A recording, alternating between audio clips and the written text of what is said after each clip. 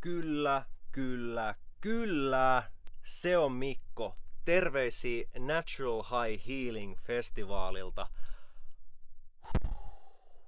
Wow, mitkä festarit. Natural High Healing Festival, tää on rakkauden, luovuuden ja sydämen festivaali. Ja tää on ollut mulle aina tosi tärkeä tapahtuma. Ja mä olin itse asiassa nytkin mitottanut mun Suomeen tulon just sillai, että mä tuun Suomeen, mä kerkeen ole 2 viikkoa omaehtoisessa karanteenissa ja sit mä tuun tänne festareille. Tää on mulla nyt jo 4. vuosi täällä.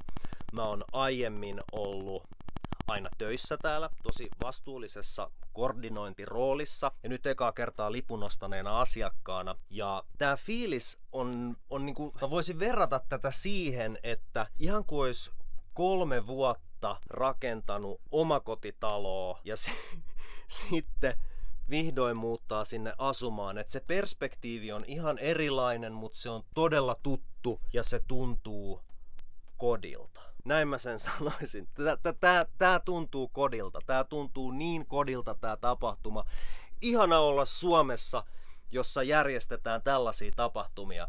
No, mitäs Natural High Healingissä sitten tehdään? Kuten mä sanoin, tää on rakkauden, luovuuden ja sydämen festivaali. Mitä se käytännössä tarkoittaa? Täällä on musiikkia ja tanssia tietysti niin kuin kaikilla festivaaleilla. Ja sitten täällä on workshoppeja, luentoja, tosi moninaisista aiheista.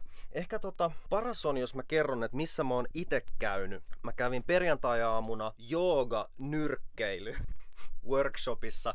Me tehtiin ensin jooginen alkulämmittely ja sitten tosi raju varjonyrkkeilytreeni ja sitten joogajäähdyttelyt siihen päälle. Sitten mä oon käynyt jääkylvyssä.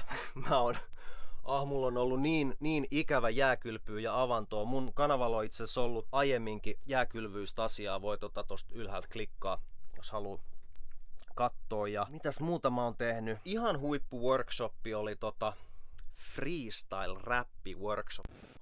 Mä oon salaa haaveillut räppäämisestä ja mä oon jopa kirjoittanut jotain pieniä juttuja.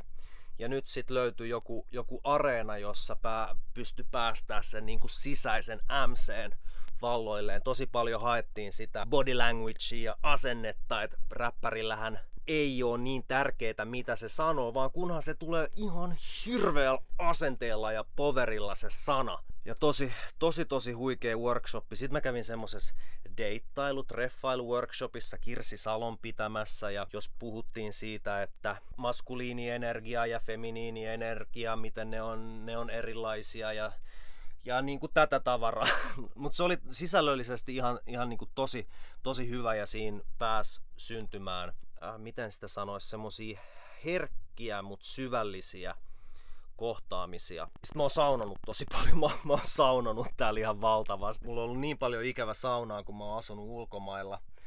Ja mulla oli itse asiassa semmonen ajatus, että mä en kuvais täällä, vaan että mä vaan niinku fiilistelisin ja ottaisin vastaan. Mut sit mulla tuli semmonen olo, että mä haluan kuvata. Ja mä tukotin muistikortin aivan täyteen kamaa. Sen takia mä nyt kuvaan kännykällä. Tää on vähän erinäköinen tää frame kuin normaalisti. Joo, Natural High Healing. Tää on kerran vuodessa aina Uudessakaupungissa järjestetään. Voitte käydä kattoo nettisivut. Mä laitan tohon kuvaukseen. Tänne kannattaa ihmisen tulla. Ja se mikä tässä on, mä unohdin kokonaan mainita, se mikä tässä on mun lempi yksityiskohta on se, että tää on täysin päihteetön festivaali. Täällä ei dokata, täällä ei polteta mitään dullaa. Kaikki on skarppeina täällä. Ja kuka tahansa, kuka on käynyt festareilla, tietää, että festareilla on aina se jotenkin huikea semmonen positiivinen ja aurinkoinen meininki. Ja että ihmiset on iloisia ja niinku valmiita kohtaamaan toisiaan. Ja täällä on se ihan sama.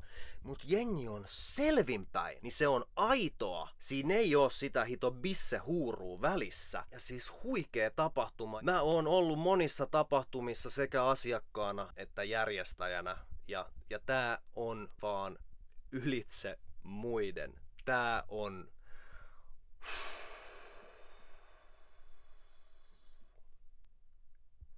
Tää on sanoin kuvaamatonta. Tänne teidänkin kannattaa tulla heti kun teillä on siihen mahdollisuus. Eli ensi vuonna 2021. Niin hei, oli muuten puhe siitä Q&A-videosta, se on tulossa. Kiitos paljon kaikista kysymyksistä, mitä olette laittanut. Joo hei, tässä vähän